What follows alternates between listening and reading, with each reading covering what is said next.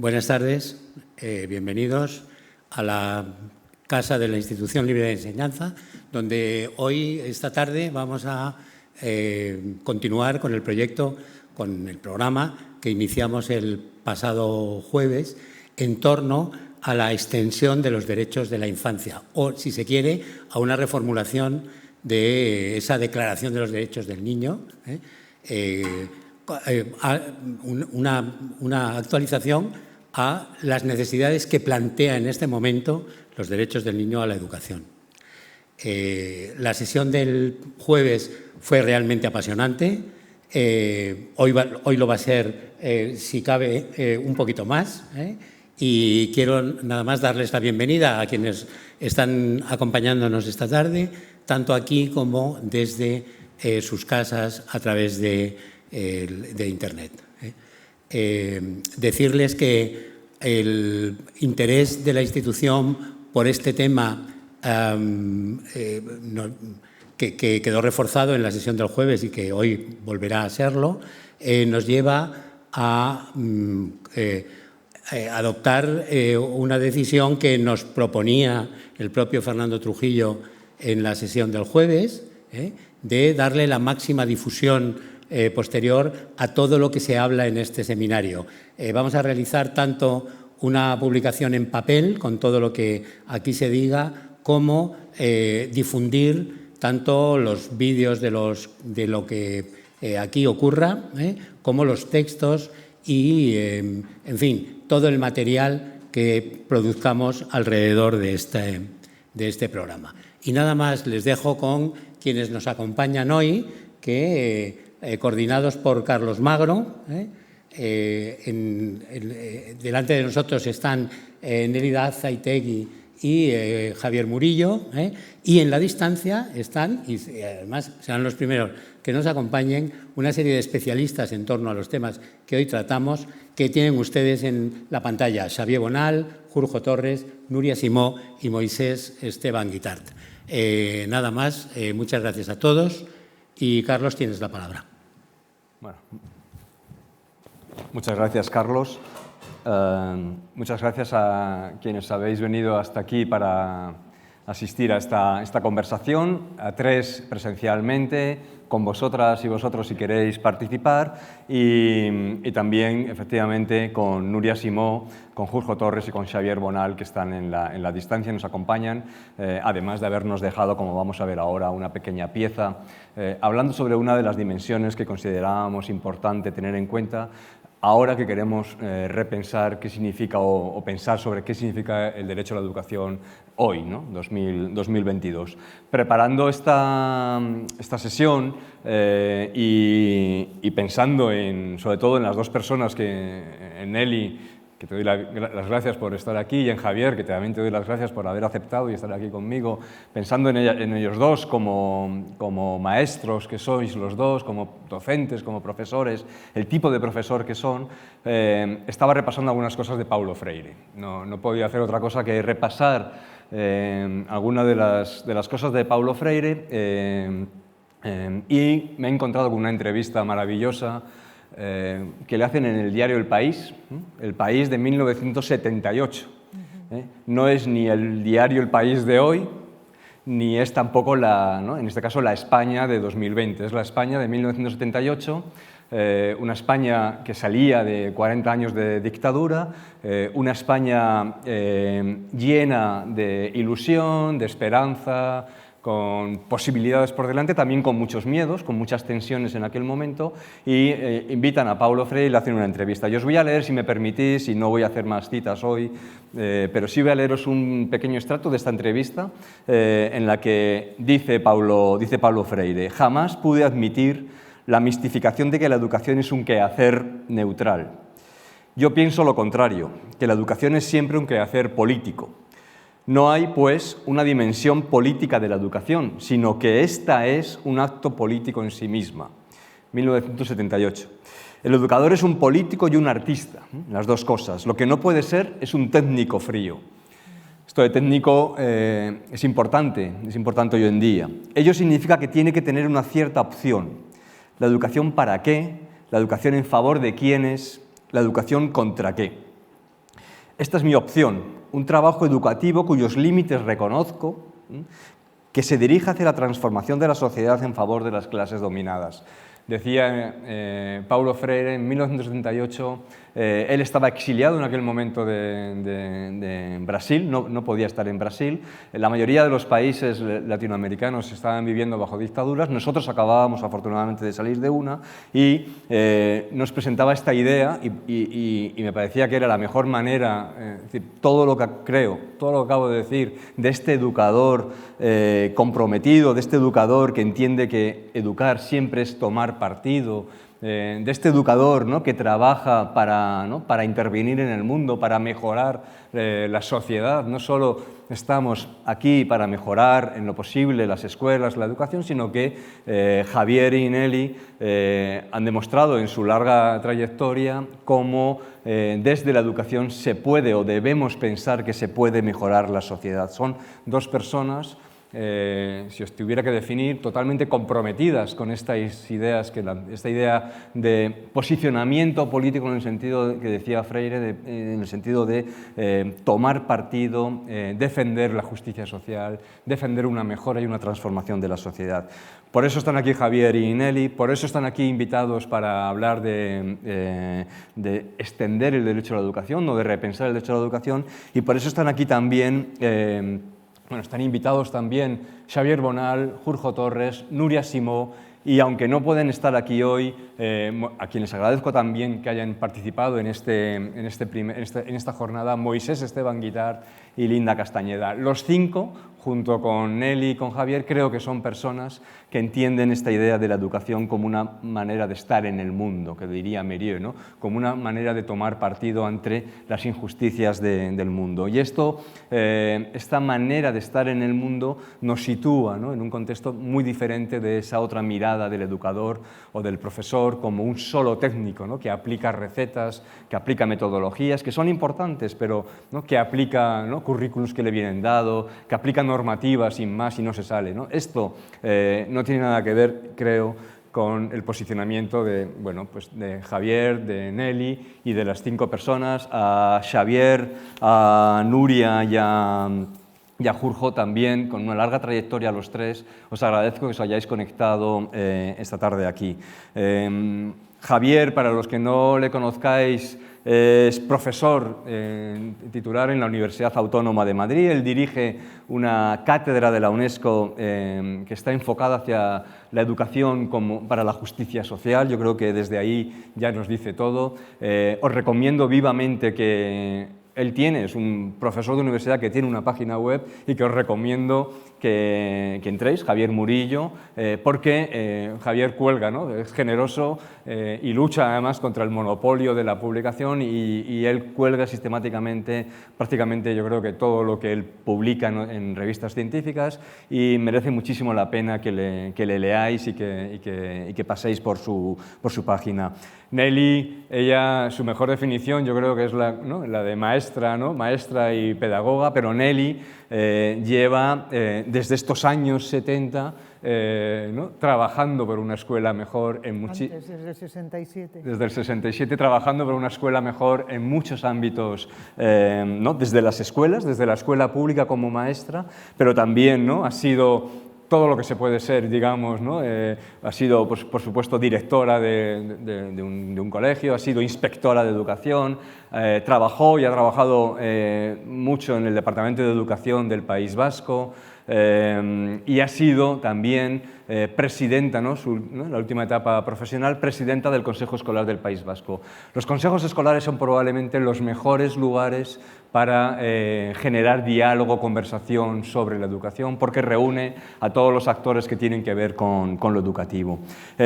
Junto a Javier y Nelly, que están conmigo aquí hoy, y solamente voy a dar sus datos por encima, están al otro lado de la pantalla, desde Barcelona, Xavier Bonal, que es catedrático de Sociología de la Universidad Autónoma de Barcelona. Xavier tiene y también muy abiertas al público, numerosísimas publicaciones sobre educación, inclusión, equidad. En los últimos años yo creo que se ha convertido en el azote de las, ¿no? En el azote en el sentido de que muestra sin ninguna mesura todas las falencias de nuestro sistema educativo en términos de injusticias y inequidades, por ejemplo, con el fracaso escolar, con la repetición, con el abandono escolar temprano, y también os recomiendo vivamente que leáis a Xavi Bonal, porque merece mucho la pena. ¿Qué voy a decir de Jurjo Torres? Como Nelly, una larguísima trayectoria, en este caso el Jurjo es catedrático de didáctica en la Universidad de A Coruña, y él, ¿no?, ha sido también de todo, ha escrito muchísimos libros. Hoy nos va a dar una pequeña pieza sobre currículum justo. Su libro, editado en Morata, sobre currículum justo, merece mucho la pena, y a mí me interesa muchísimo también la faceta de activista que él mismo dice tener, ¿no? Jurjo Torres, de nuevo, sería un docente que toma partido al estilo freiriano, ¿no? Es un activista y es un profesional que está comprometido constantemente con la transformación no solo de la escuela, sino también de la sociedad. Y Núria Simó, gracias también, Núria, por estar al otro lado de la pantalla, desde Vic, también desde Cataluña. Núria es profesora del Departamento de Pedagogía de la Facultad de la Universidad de Vic, de la Universidad Central de Cataluña, y Núria ha estado durante muchos años liderando o coliderando un precioso proyecto sobre democracia escolar que se llama Demoscole. Núria también ha aportado, y también os invito a que leáis los artículos de Núria Simó sobre democracia escolar y cómo ella ha conceptualizado, ahora seguramente tendremos tiempo para escucharla, qué significa una escuela democrática, que es uno de los ejes que nos interesa tratar hoy, esta tarde aquí. Sin más presentaciones, agradeceros a todos que hayáis venido una vez más, y a los tres que estáis ahí, Javier y a Nelly, que estáis aquí presencialmente. Lo que vamos a pasar a ver en primer lugar, y lo vamos a ver de corrido, no vamos a hacer introducciones individuales, serán 5 piezas que nos grabaron Xavier, Jurjo, Núria, Moisés y Linda, cada uno hablando, como veis ahí, de una de las dimensiones que podríamos decir fundamentales si lo que estamos pensando es qué significa el derecho a la educación. Derecho a una educación inclusiva, derecho a un currículum justo, derecho a la participación democrática en la escuela, derecho a la educación más allá de la escuela, tema importantísimo, y en la sociedad en la que estamos, absolutamente imprescindible, derecho a una alfabetización digital crítica. Vamos a ver las 5 piezas que nos han regalado ellos 5 y luego entramos en nuestra conversación.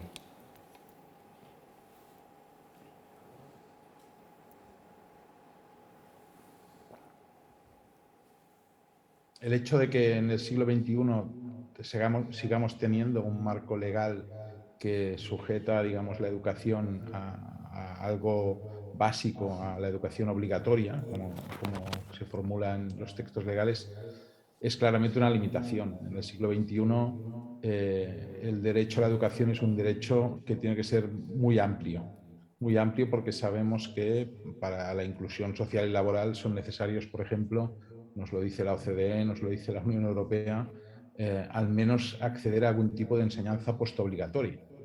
Por lo tanto, restringir la educación obligatoria a niveles de enseñanza básica es una limitación. O dicho de otro modo, necesitaríamos redefinir qué es enseñanza o educación básica para tener una inclusión social y laboral como de justicia, ¿no? y equitativa.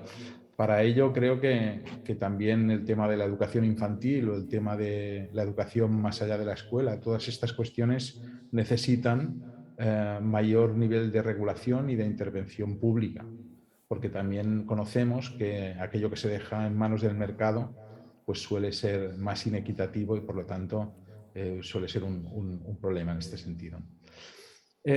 Por lo tanto, esta es una cuestión importante. Y una segunda cuestión que me parece muy importante desde un punto de vista de equidad e inclusión social es todo lo que tiene que ver con el entender que la igualdad educativa ya no es solamente una igualdad de oportunidades, sino una igualdad de condiciones de escolarización. Hemos construido el concepto de meritocracia en base a las oportunidades educativas, en base a a que el acceso ya nos garantiza la proyección de nuestros logros y de nuestros méritos, y eso nos posiciona socialmente, y en cambio creo que necesitamos una visión mucho más compleja de ello, ¿no? Porque sabemos que las condiciones de escolarización son una gran diferencia, ¿no?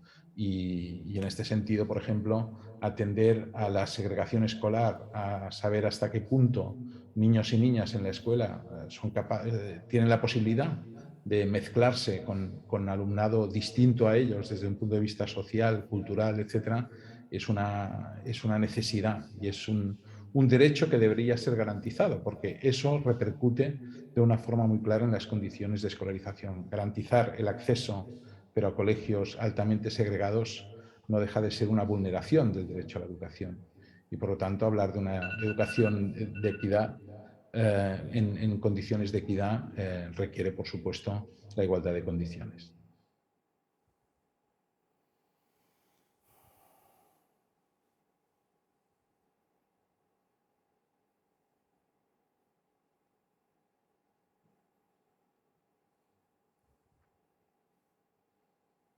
Buenas tardes. Trabajar y analizar la justicia en educación conlleva poner el foco de atención en dos dimensiones: la justicia educativa y la justicia curricular. La justicia educativa contempla las dimensiones que envuelven y condicionan lo que va a suceder en las instituciones escolares y en sus aulas, los procesos de enseñanza y aprendizaje con los que pretendemos educar. O sea, atiende a las políticas educativas vigentes en la sociedad, políticas que garantizan el acceso y duración de la educación y, por tanto, la vida en los centros y en las aulas.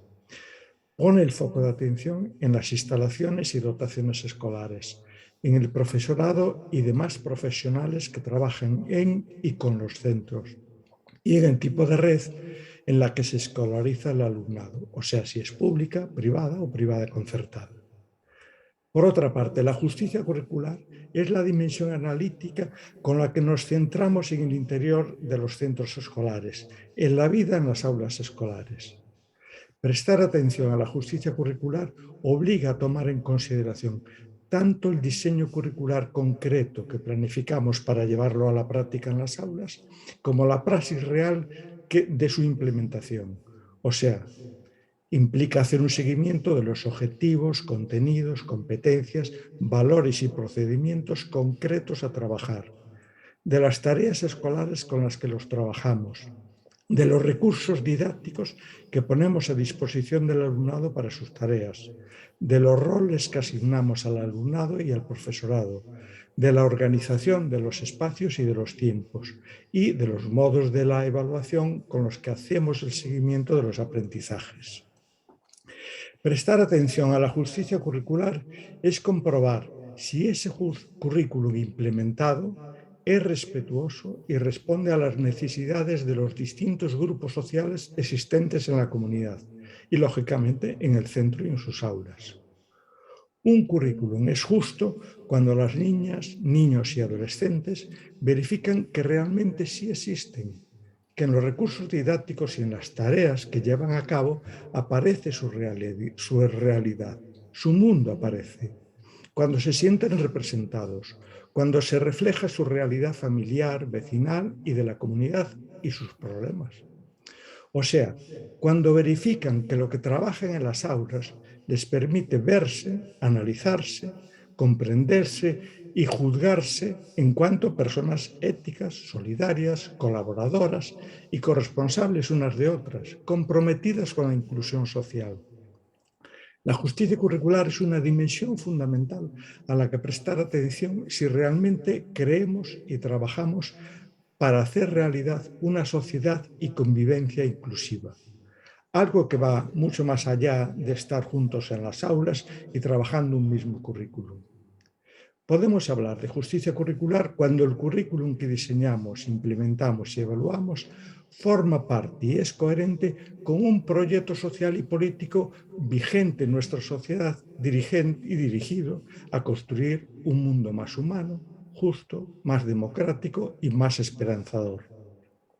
Finalmente, no podemos olvidar que la justicia curricular funciona de forma interseccional. Sus dinámicas están interconectadas con las perspectivas que comportan un análisis más profundo de la justicia en una sociedad o en una comunidad. O sea, con la justicia legal, científica, con la justicia social, cultural, económica, con la justicia sanitaria, con la justicia psicológica, afectiva, religiosa, digital, global y ecológica. Muchas gracias.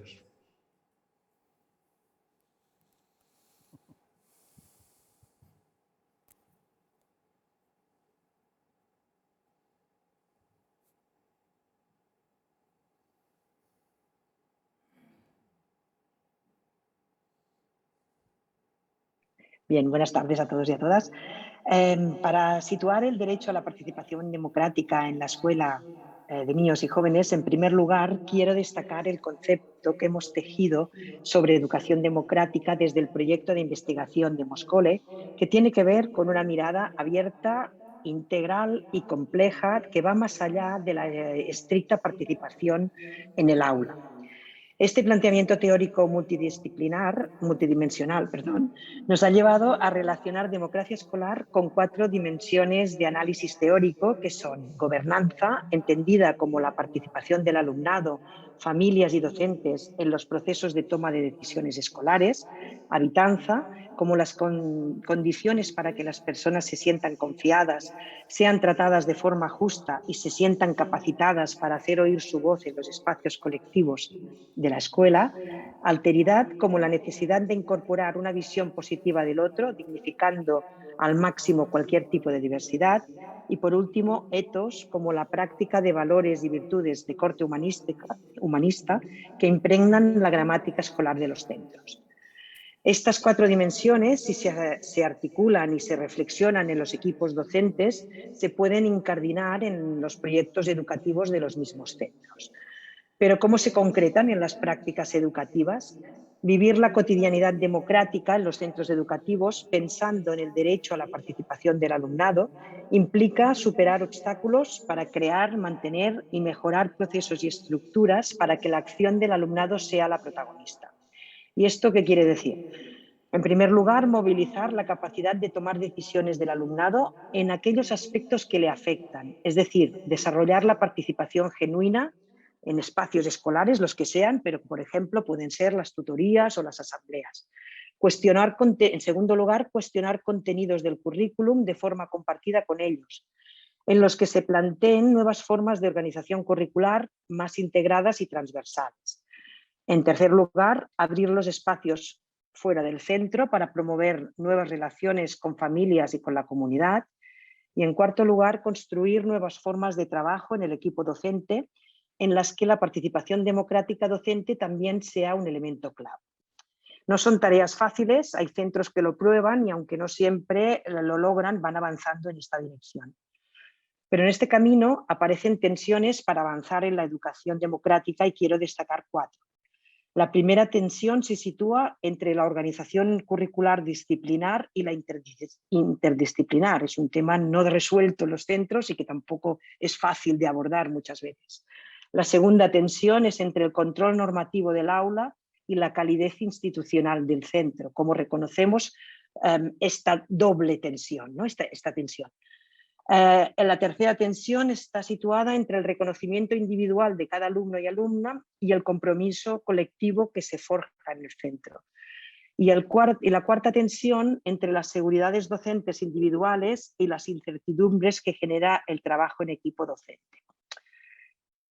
Estas tensiones no están resueltas. Avanzar en el desarrollo de la participación democrática quiere decir también tomar partido para ver cómo se equilibran estas tensiones. Por último, me gustaría destacar que promover la participación democrática en las escuelas a través de la organización en la vida en el centro requiere un elevado grado de ética, conciencia y reflexividad, sobre todo por parte del profesorado. Y no olvidar que en un centro educativo se ponen en juego relaciones humanas entre personas en un marco que por definición es jerárquico.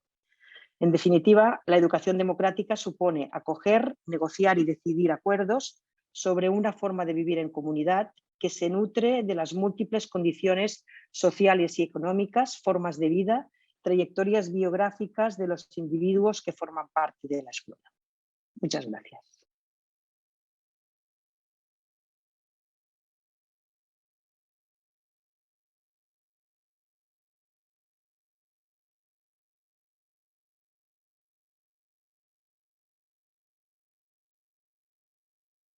Yo creo que a la hora de plantear el derecho a una educación más allá de la escuela, debemos plantearnos también al menos tres cuestiones, tres preguntas. La primera de ellas es en relación al qué, de qué estamos hablando, en qué consiste este derecho, cuál es su contenido. En segundo lugar, el para qué, su sentido, su propósito. Y en tercer lugar, el cómo llevarlo a cabo, cómo articularlo, cómo aplicarlo. En relación al qué, existe un considerable consenso en relación a la idea de que hoy, de hecho siempre, pero hoy como nunca antes en la historia, el aprendizaje se da no solamente a lo largo de la vida, sino también a lo ancho de la misma. De hecho, es el resultado de la participación en actividades educativas escolares, pero también de la participación en un sinfín de actividades promovidas por distintas entidades, actores sociales, comunitarios que se dan en el territorio. Eso nos obliga también a replantear y replantearnos, y aquí vamos al para qué, las políticas tradicionales de equidad y de inclusión educativa que han estado circunscritas y reducidas, creo que quizá exitosamente hasta el momento, en el ámbito escolar. Dicho con otras palabras, si bien hemos conseguido una universalización de la participación en la escuela, sí que debemos transitar hacia una universalización de las mal llamadas actividades no lectivas o actividades extracurriculares, que de hecho son curriculares en sí misma y cabe defenderse y reconocerse como tal, porque bien sabemos que el input que ofrecen todo el marco de actividades que se dan en el ocio, en el tiempo libre, en la familia, en la participación en los equipamientos artísticos, culturales, comunitarios de una determinada ciudad, región, pues son fundamentales y tienen un impacto beneficioso en cuanto al aprovechamiento también escolar.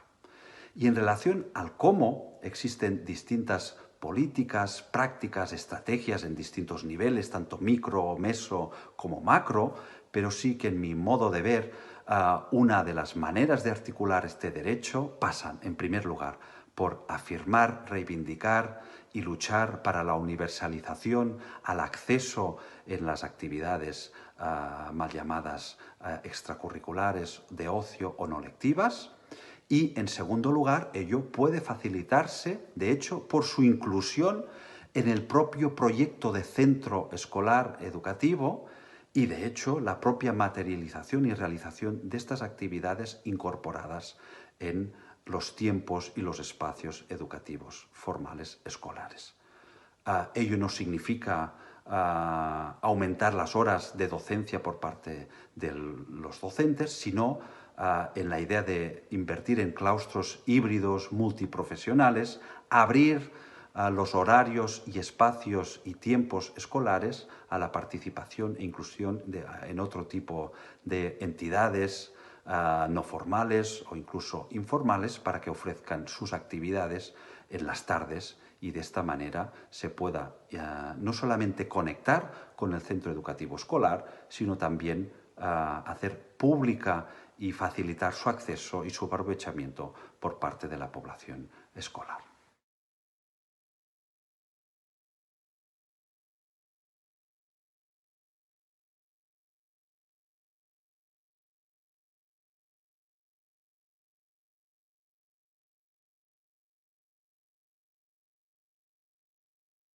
Pues la alfabetización digital crítica en el marco de la educación de las personas, entendida como un proceso de emancipación de las personas, yo la entiendo o entiendo que tiene que ver con esa competencia de las personas para participar e integrarse cívicamente o en su participación cívica, o en su participación como ciudadanos, pero como ciudadanos más allá de como miembros de un Estado-nación, sino en esa participación cívica completa, que implique no solo la capacidad instrumental de usar esas tecnologías digitales que reconfiguran nuestro tiempo y que nos reconfiguran a nosotros mismos, sino que vayan más allá de esa visión instrumental y que les den la capacidad de ponerlas en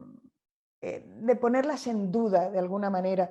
Se trata de la capacidad crítica para reflexionar sobre no solo qué son y para qué sirven, sino cómo están hechas esas tecnologías incluso, e incluso cómo podría hacer una persona para tener la capacidad de reformular otras formas de usar esas tecnologías e incluso de aminorar las diferencias que esas tecnologías y sus usos y estructuras que nos vienen desde otro sitio, la cantidad de la cantidad de injusticias que amplían. Entonces, esa capacidad de las personas para integrarse en esa participación ciudadana a altísimo nivel, no solo utilizando las tecnologías, sino siendo capaces de poner en duda la misma estructura de esas tecnologías para emanciparse ellos o para emancipar a otros, es la base de esa alfabetización digital crítica. Yo creo que conseguir el objetivo de esa alfabetización digital crítica o de que la educación incluya esa alfabetización digital crítica sería multiplicar no solo la cantidad de personas que son capaces de usar la tecnología para sentirse emancipados, sino que multiplica también la cantidad de gente que es capaz de entender cómo funcionan esas tecnologías y las estructuras de esas tecnologías y de los usos de esas tecnologías para ayudar a emancipar a otros. No solo se trata de aprender a usar las tecnologías, sino para aprender a entender las estructuras de esas tecnologías y aprender a usar esas estructuras o a reconfigurar esas tecnologías, esos usos y esas estructuras para mejorar el mundo. Porque al fin y al cabo, empoderarnos como personas partes de una comunidad es configurarnos como personas partes de un mundo mejor. Bueno, cinco miradas diversas, distintas, pero que, si os dais cuenta, han elaborado, ¿no?, la idea de qué significa el derecho a la educación hoy, abordando 5 temáticas que creemos que son como 5 dimensiones fundamentales en cualquier planteamiento que pretenda pensar en el derecho a la educación en el día de hoy. Currículum justo, educación equitativa, inclusiva, no a la segregación. Javier seguro que también nos puede ayudar a profundizar en ese tema. Participación democrática en la escuela. Moisés nos insistía muchísimo en qué pasa después de las horas de escuela, qué pasa después de la escolarización, después de las 3 de la tarde, ¿no?, cuando los institutos se cierran, ¿no? Y eso también es importante, las oportunidades de aprendizaje que están fuera de la escuela, y el derecho a una alfabetización crítica, de la capacidad, no en esta idea de la escuela como formadora de personas con capacidad de emanciparse, de posicionarse ante la vida, también de comprender el mundo fundamentalmente tecnológico en el que estamos viviendo. Javier, Nelly, quería, igual que ellos 5 han tenido estos 3 minutos de situación, pediros, y que así empiezo por ti, Nelly, que hagas esa toma de postura, un primer posicionamiento sobre la temática de la tarde, y luego le damos la palabra a Javier. Bueno, yo creo que además de todo lo que hemos oído, además, porque yo comparto creo que casi todo lo que se ha dicho, o todo mejor dicho, ¿no?, de las cosas que se han dicho, tratando de dar mi punto de vista, ¿no? Entonces, en relación con el tema de la inclusión, evidentemente ese es un tema pendiente y un tema muy serio, porque el derecho a la educación implica que todo niño, niña, sea como sea, venga de donde venga, tenga las condiciones de todo tipo, las que sean, hay que garantizarle el derecho a una buena educación y no a sucedáneos. Eso supone que lógicamente hay que garantizar el que pueda acceder. Le oí el otro día una frase a Mabel Villascusa que me gustó mucho, decía que la inclusión no era dejar entrar, sino la inclusión era hacer que nadie se quedara fuera. Entonces, una es que tengan acceso a los centros, otra es qué ocurre dentro del centro, cómo se les atiende, qué está pasando ahí, ¿Qué política tiene el centro de equidad? Porque de alguna manera una cosa son las políticas de equidad que pueden ser a través de becas, de comedores, de ayudas, de, en fin, de todo, posibilitar todo ese tiempo no escolar o extraescolar para que se alargue también todo eso, pero luego qué está pasando dentro de las escuelas, dentro de los propios centros, qué políticas de inclusión lleva un centro, cómo lo tienen sus proyectos educativos, cómo organizan los tiempos, los espacios y después qué ocurre en el aula, porque son las tres cosas que son complementarias, interdependientes. Si no hay una política de equidad importante, política de equidad seria, si no hay un planteamiento de centro para cómo van a trabajar la inclusión dentro del centro con todo lo que supone de organización, recursos y todo lo demás, y si eso no se complementa con una atención y una personalización dentro del aula, si falla cualquiera de las tres patas, el tema de la inclusión nos lo tenemos que plantear y de eso podemos hablar mucho, largo y tendido. Respecto al derecho a un currículum justo que decía Suso, yo desde luego creo que la primera cosa hay que plantearse qué mundo van a vivir nuestros chicos y chicas, dónde estamos viviendo ya y dónde van a vivir ellos, a qué retos se van a enfrentar.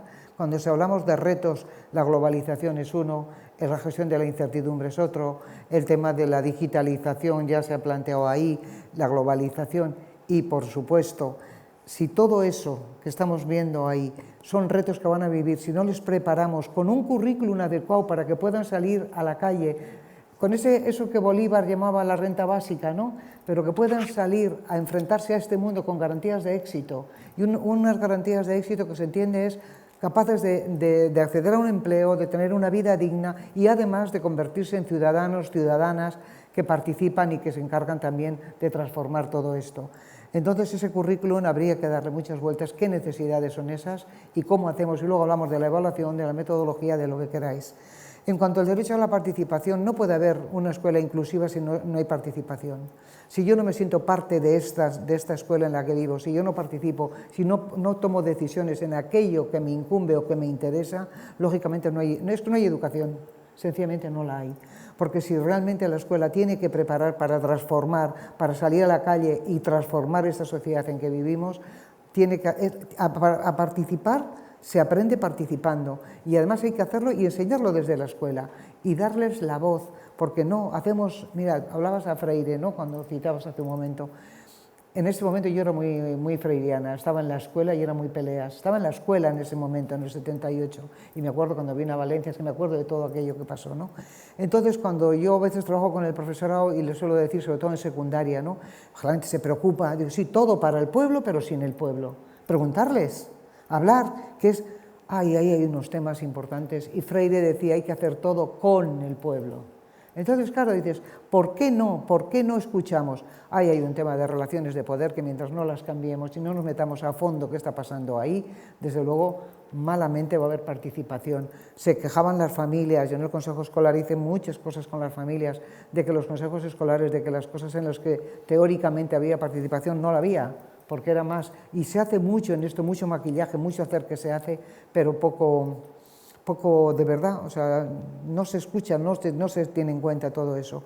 En cuanto al derecho a la educación más allá de la escuela, evidentemente, la gente más vulnerable necesita más escuela y necesita mucha más atención que otros que a lo mejor tienen otros recursos fuera y que ellos no los tienen. De ahí tenemos el tema de la jornada partida, que nosotros estamos ahí peleando mucho entre la jornada partida y la jornada continua, que hay una demanda de determinada gente y, sin embargo, por lo menos en Euskadi se está tratando de que sigamos con la jornada partida, porque hay mucho alumnado que necesita estar en la escuela más tiempo y todo lo demás. Podríamos hablar aquí mucho, imagino que a lo largo de la tarde hablaremos de las experiencias de los 360 grados de Barcelona, las ciudades educadoras, experiencias que hay por ahí. En cuanto a la alfabetización, evidentemente van a vivir en unos mundos digitales, queramos que no, ya casi se habla ya, en fin, de esas cosas de metaversos y cosas raras, pero cuando dices, que a mí ya me resultan, ¿no? Pero cuando dices, a ver, están viviendo eso, ya casi no saben si entre lo real, lo otro, cuando yo ahora que trabajo con adolescentes y les veo, ¿no? Ahí tenemos una alfabetización crítica, claro que sí, y no solamente para qué lo utilizamos, sino qué hay detrás de todo eso y dónde nos pueden llevar, ¿no? Y yo creo que un poco por decir algo en relación con lo que ha dicho la gente, espero que tengamos tiempo de entrar en profundidad en algún tema. Gracias, Nelly. Javier, Bueno, en primer lugar, agradecer a la Institución Libre de Enseñanza, agradecer a Carlos y a Carlos por la invitación y sobre todo para participar con estas colegas a quienes quiero y admiro tanto como a Nelly. A ver, en primer lugar hay que reconocer que los derechos del niño son un éxito social, un éxito mundial. Nos han cambiado la vida, han puesto en el foco en el niño. Es un éxito que, a pesar de que han pasado ya 33 años de su aprobación, todavía no se han cumplido. Y no solamente mirado desde la perspectiva eurocentrista, pobre Europa en estos días, sino desde la perspectiva mundial tenemos todavía muchos retos que cumplir. Si miramos en España, una educación de verdad gratuita no la tenemos, porque gratuito es mucho más que nos cobren en la escuela, significa que no se cobra por las actividades extraescolares complementarias, por los recursos, por la ropa que puedan utilizar los niños, incluso que las familias reciban ese dinero que los adolescentes podrían haber ganado si no estuvieran en la escuela. Todo eso significa una educación de verdad gratuita que no se ha conseguido. Lo mismo podemos decir del abandono escolar, que por supuesto estamos lejos de conseguirlo, pero si eso lo miramos desde la perspectiva española, mucho más lejos está por conseguir para el mundo. Y hay un elemento que nos puede hacer pensar, ¿por qué los derechos del niño, incluso por qué los derechos humanos no están en la Agenda 2030? En los Objetivos de Desarrollo Sostenible, si ahora estamos implicados como sociedad mundial para conseguir los objetivos, pues que un objetivo sea conseguir los derechos humanos. ¿Por qué? Porque son demasiado ambiciosos. Por lo tanto, el hecho de que nos lo planteemos y que nos planteemos que una sociedad para ser digno tiene que cumplirlo, yo creo que ya es un éxito. Pero fijaros, a mí que me gustan los números, hace 33 años se aprobó la Convención de Derechos de un Niño, que se basaban en la Declaración de Derechos de un Niño, que se produjo 30 años antes, en el 59, que se basa en la Declaración de Ginebra de Derechos de un Niño, hace 35 años antes, en el 24. Por lo tanto, estadísticamente nos toca ahora hacer una remirada a los derechos del niño. ¿Y por dónde miramos? Bueno, lo que se ha dicho, impresionante, fantástico. Algunas pautas así muy rápidas. Educación infantil, derecho a una educación, a una atención educativa, derecho a una educación educativa desde los 0 años. Gratuita. No una atención asistencial, educativa desde los 0 años y desde luego gratuita al menos desde los 3, sin duda ninguna. Segundo, luchar contra las inequidades desde la perspectiva del sistema educativo en su conjunto. Javier ha hablado de la segregación, es una más de las muestras de la inequidad. La educación inclusiva es una forma de luchar contra la marginación, contra la exclusión, contra la selección, desde el sistema educativo, desde las escuelas y desde las aulas. Hay un gran reto a conseguir.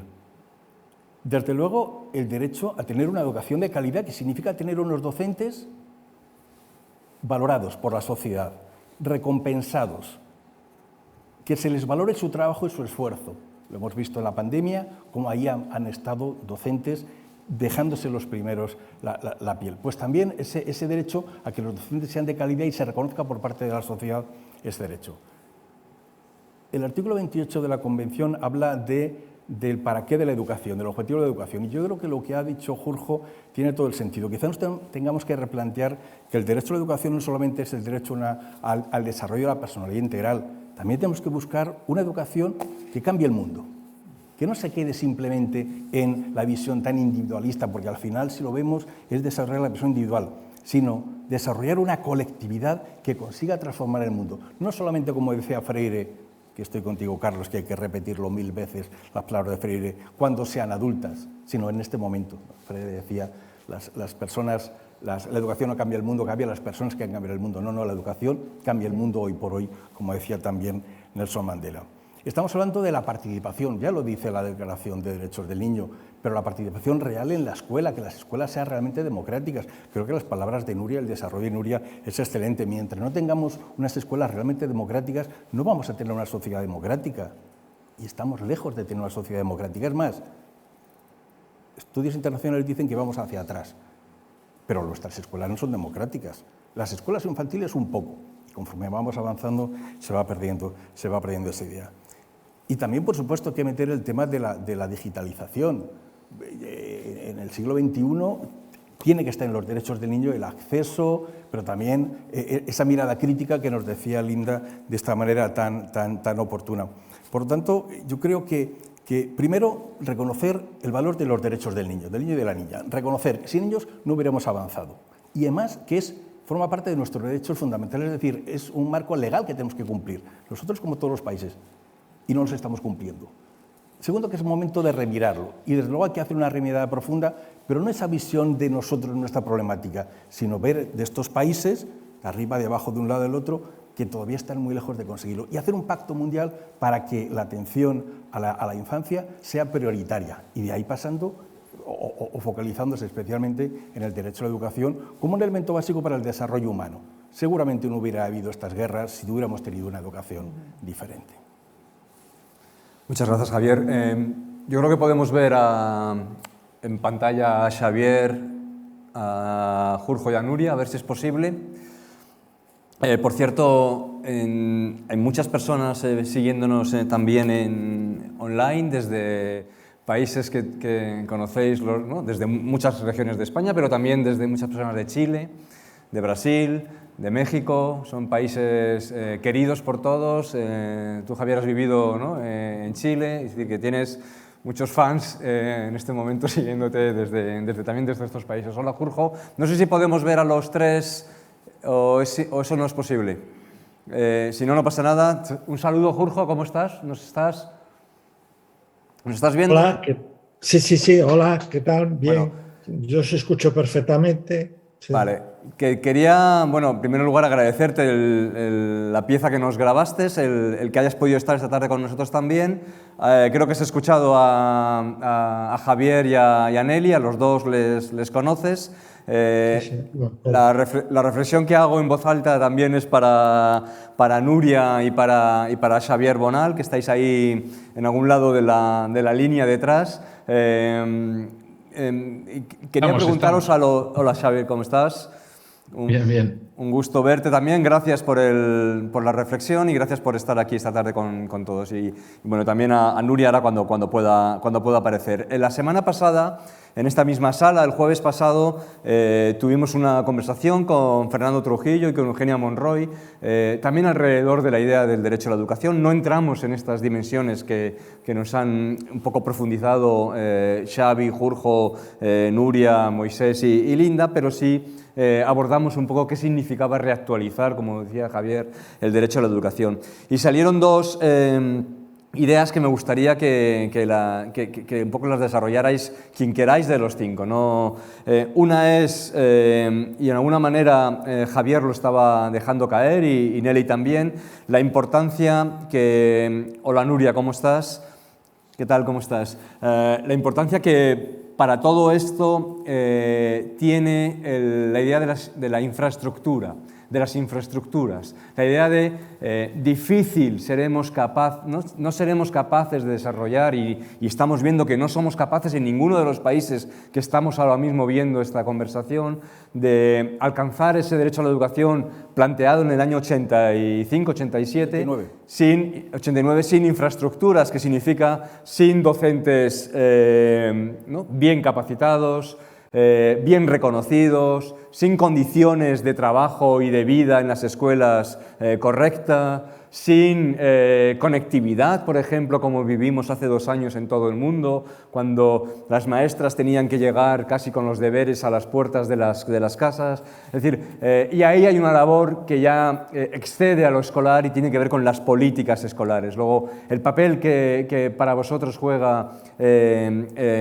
las infraestructuras en ese sentido tan amplio que estoy diciendo, incluidas infraestructuras también legales, ¿no? Un buen currículum, una buena legislación. Y la otra idea que surgió poderosa la semana pasada es que en el fondo los derechos del niño son una palanca de transformación. Tú lo estabas diciendo, Javier, nos han llevado hasta donde estamos en este momento. Es el momento probablemente de reactualizarlos, pero ni siquiera hemos logrado la plena participación, la democracia, ¿no? Escuchar la voz de los niños realmente en las escuelas, que nos planteaba también Nuria. Es decir, hasta qué punto tenemos esta idea, ¿no? De los derechos del niño como palanca de transformación y de mejora escolar. Plantearlo y hasta y dónde estamos, ¿no? En este momento. Sé que estamos en distintos momentos, probablemente en los distintos países, pero dónde estamos en esto que estamos planteando de democracia desde Nuria, de inequidades desde Xavi, lo que estabais planteando vosotros, o esa todavía lejanía a un currículum justo que reconoce, por ejemplo, distintas culturas, distintas maneras de estar en el mundo. Os dejo a los tres, si queréis, a los cinco, si queréis empezar alguno de los que estáis al otro lado de la pantalla por volver a escucharos.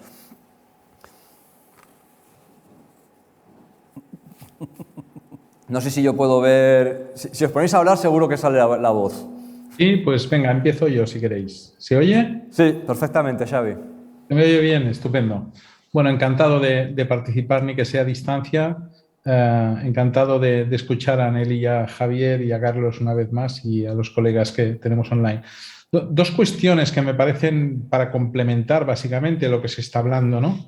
Una es que de momento no hemos hablado de una cuestión que incluso en el chat está apareciendo, que es el tema del género, ¿no?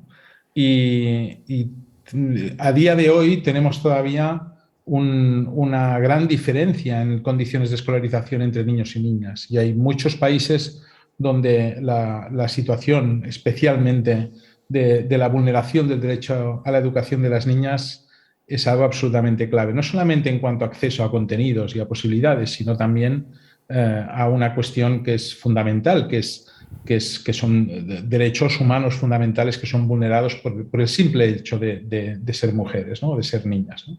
Con lo cual, la escuela tiene que ser también un espacio no solamente de compensación de las desigualdades de género que sabemos que existe, sino de reconocimiento de derechos humanos fundamentales que son vulnerados, ¿no?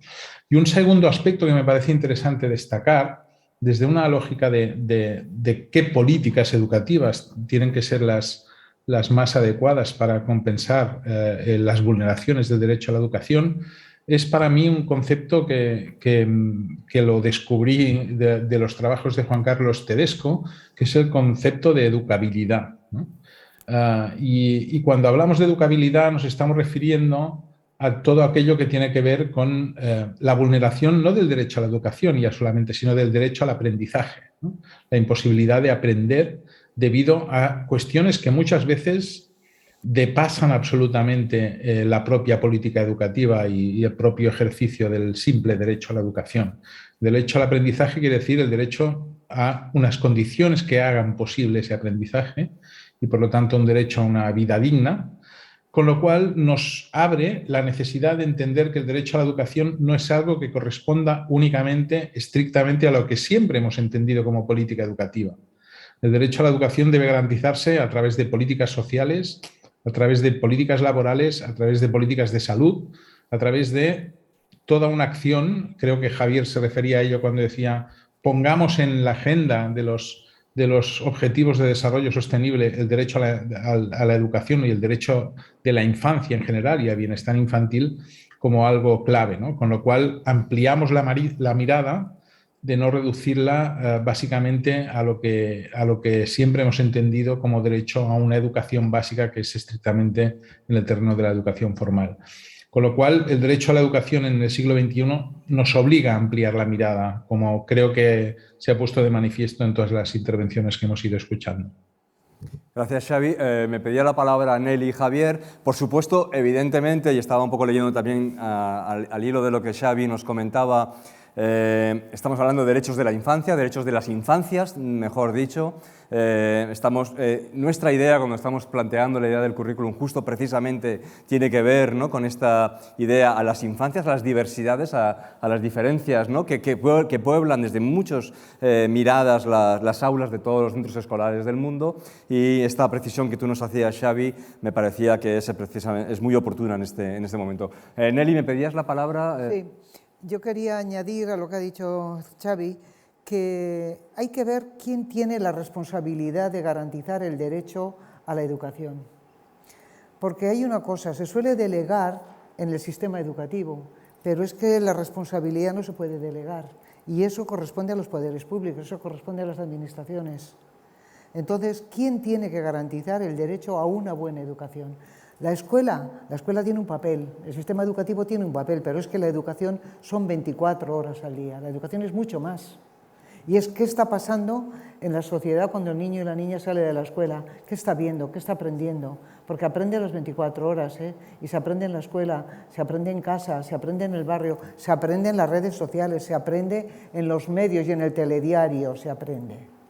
Entonces, cuando todo ese aprendizaje, la responsabilidad de una sociedad que no se pone de acuerdo en cómo educar, cómo quieren las nuevas generaciones, y que los ejemplos que está dando suelen ser justo lo contrario de lo que se dice, porque hay mucha palabrería, hay mucho discurso, hay una especie de ruptura entre las cosas que se dicen y las que se hacen, pero el alumnado, la gente joven, no se queda con las cosas que le decimos, aquello de la moralina.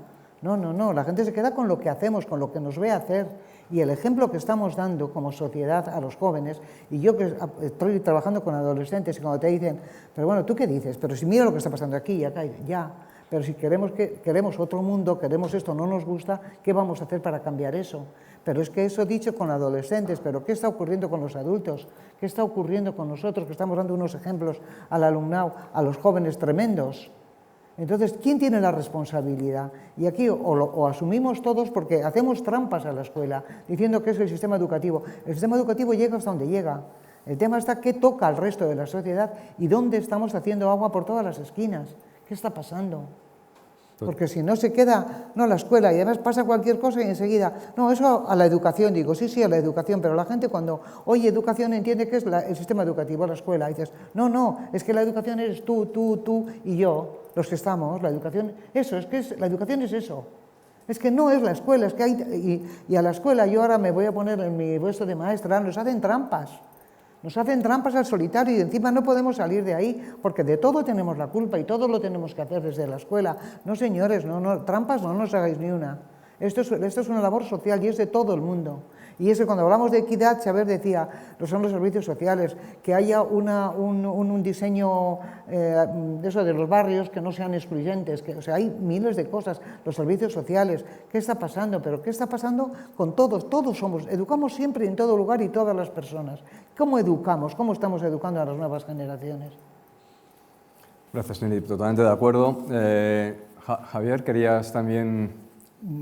Yo creo que con este tema de derechos del niño, de la niña, de la infancia, hay dos focos que tenemos que abordar. En primer lugar, el cumplimiento de los derechos que ya existen. Los derechos se cumplen para algunos niños y niñas, para otros no se cumplen. Y por lo tanto, el enfoque de la equidad, no solo entendido como redistribución, sino también como reconocimiento, me parece esencial. Es decir, hay niños de grupos indígenas, del pueblo gitano en Europa, de bajo capital cultural por parte de sus familias, que se ven excluidos sistemáticamente de tener ese derecho a la educación y que exigen un reconocimiento de su propia cultura. El caso del pueblo gitano es un caso en el que no es que se margine, es que no existe. Es que el pueblo gitano en España no existe. No se sabe, no hay datos, no se sabe dónde están, no se sabe qué problemática hay. Hasta el propio currículo donde incorpora elementos del pueblo gitano ha sido aprobado muy recientemente por el Parlamento. En estos siglos de sistema educativo jamás se ha planteado que quizá debería estar recogido. Bueno, eso es un claro ejemplo de exclusión simplemente por invisibilización. Por lo tanto, yo creo que la equidad entendida como redistribución y como reconocimiento también, valorar, tender hacia lo igual, pero valorando la diversidad, me parece un elemento que tenemos que incidir. También en la cuestión de los muchachos de diferentes capacidades, que tampoco está bien abordado con la Declaración de los Derechos del Niño. En primer lugar, porque la terminología que utiliza es de hace 30 y tantos años. Y porque no utiliza las palabras clave que son normalización y que son inclusión. Y eso debería estar claramente recogido en la Declaración de los Derechos del Niño. Una atención normalizada, como todos los demás, sin duda ninguna. Y después vendría hacia dónde queremos avanzar, pero sin olvidar que no lo hemos conseguido. Que hay muchos niños y niñas adolescentes que todavía no tienen el derecho a una educación de calidad, que todavía seguimos teniendo altos grados de deserción, que la atención a niños y niñas en cuanto a resultados, es diferente de personas de distintas características. A mí me parece que todavía tenemos que seguir luchando por conseguir los derechos. Y por eso la equidad para mí es el elemento fundamental que creo que debe rondar cualquier atención para conseguir los derechos a la educación, al derecho a la educación. Gracias. Jurjo, ¿querías intervenir? Sí, yo quería de alguna forma subrayar una cosa. En nuestra sociedad, en concreto en el Estado español, otra cosa son otros países más desfavorecidos, nunca tuvimos tanta gente educada como tenemos hoy. Es decir, la gente alcanzó, tenemos un porcentaje enorme que acabó la educación obligatoria, incluso tiene estudios postobligatorios, etc. La cuestión es, esa mejora de esa educación explica que podamos tener hoy una sociedad tan injusta como tenemos en este momento. Una sociedad tan egoísta, tan presionada por el mercado, tan competitiva, tan tal como tenemos en este momento, tan patriarcal, tan racista, tan como tenemos en este momento. Yo creo que la cuestión es que el sistema educativo hoy le interesa a todo el mundo, pero de todos los poderes, ideologías y colores, pero para transmitir un determinado tipo de concepción del mundo, para ofertar un determinado tipo de conocimientos y construir otro tipo de ignorancias interesadas. Porque todos lo vemos. Si tú quieres hoy informarte de algo, es muy difícil. Tienes que contrastar y buscar cantidad de informaciones diferentes, etcétera, porque la información mayoritaria que te van a poner delante te da ya una visión que justifica determinadas realidades. Que si tenemos un sistema educativo donde demasiados estudiantes y luego adultos aprendieron a culpabilizarse de que los fracasos, los problemas que están teniendo son culpa de ellos. Porque la sociedad ya les dijo, no, tú accediste a la educación, estuviste ahí muchos años, ahora la culpa es tuya, ¿no? Quiero decir, ¿qué quiero subrayar con eso? Que a mí la obsesión, y cuanto más reviso los materiales curriculares que hay, que es una de las líneas que a mí me obsesiona desde hace décadas, yo me asombro del mundo que se les está viendo. Y desde que se empezaron a jerarquizar materias y ahora solo importa STEM y ahora incluso le añaden la A de las artes, ojalá fuera de las artes, es la A del marketing para vender el producto que van a fabricar, porque el arte es otra cosa, las artes son otras cosas, etcétera, ¿no?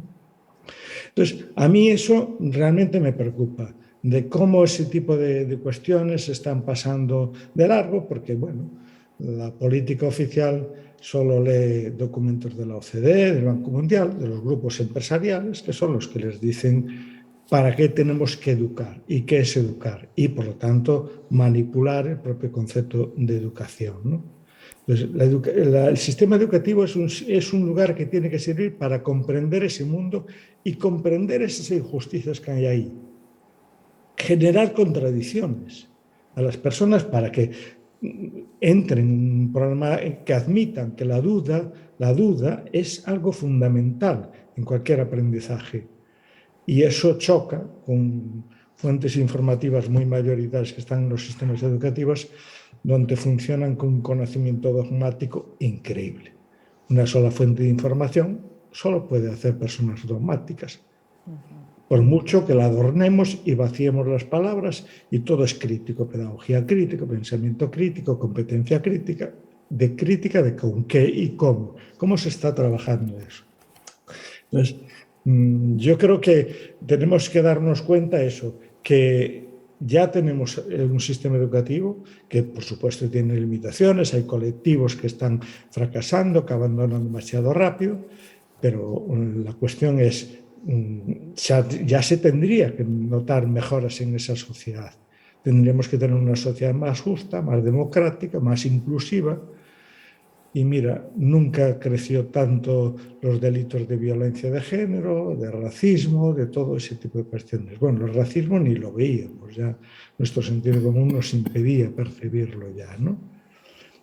Entonces, eso quiere decir que el sistema educativo se está trabajando con visiones de la realidad, con materiales curriculares, con formas de trabajar los contenidos, que ahora son solo competencias, que se está creando a mí me parece que es una peligrosa contradicción entre competencias y contenidos, porque solo se subrayan las competencias y los contenidos, parece que cualquier contenido sirve, ¿no? Y yo creo que en un momento de de tanta censura del conocimiento y de la información, más que del conocimiento de la información, yo creo que esas cuestiones son claves. Muchas gracias, Jorge. Jorge planteaba ahora Nuria, no sé si quieres decir algo, si no, si apareces te doy la palabra, pero Jorge planteaba ahora, Nelly y Javier, ¿no? Os pregunto una idea potente. Efectivamente, estamos probablemente en las mayores tasas de escolarización global en el mundo, no solo en España, prácticamente en gran parte en muchas regiones del mundo. Nunca ha habido tanta escolarización, tanta asistencia a la escuela, con muchísimos problemas. Sin embargo, también nunca ha crecido como hasta ahora las desigualdades. Las desigualdades dentro de los países, dentro de los países iberoamericanos, dentro de España misma, están desbocadas, ¿no? que diría aquel. La desigualdad está desbocada y lo estabas planteando. Jorge de alguna manera nos decía, la escuela o la educación digamos, la escuela es tomada como una especie de excusa para certificar las desigualdades.